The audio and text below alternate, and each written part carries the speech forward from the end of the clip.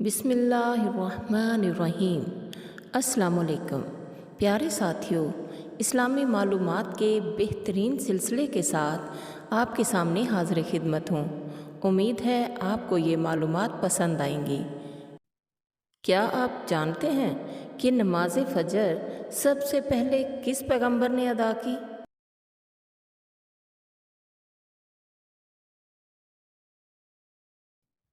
تو جواب ہے حضرت آدم علیہ السلام نے۔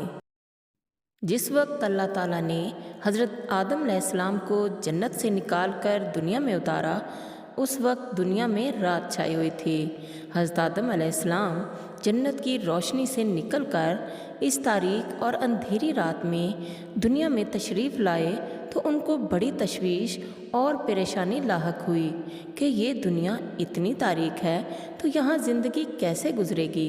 نہ کوئی چیز نظر آتی ہے، نہ جگہ سمجھ میں آتی ہے کہ کہاں ہیں اور کہاں جائیں، ہر طرف اندھیرا ہی اندھیرا ہے۔ اس کے بعد صبح صادق ظاہر ہوئی، آہستہ آہستہ روشنی ہونے لگی اور صبح کا نور چمکنے لگا تو حضرت آدم علیہ السلام کی جان میں جان آئی۔ حضرت آدم علیہ السلام نے سورج نکلنے سے پہلے 2 رکعتیں بطور شکرانہ ادا فرمائیں، 1 رکعت رات کی تاریکی جانے کے لیے اور 1 رکعت دن کی روشنی نمودار ہونے کے شکرانے کے طور پر ادا فرمائیں۔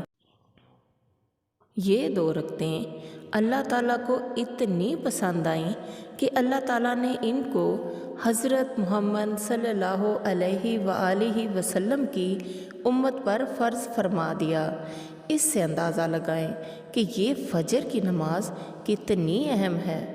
پیارے ساتھیوں، اگر زندگی میں کامیاب ہونا ہے تو نماز کی پابندی کر لیجئے، دنیا بھی سنور جائے گی اور آخرت میں بھی کامیاب ہو جاؤ گے۔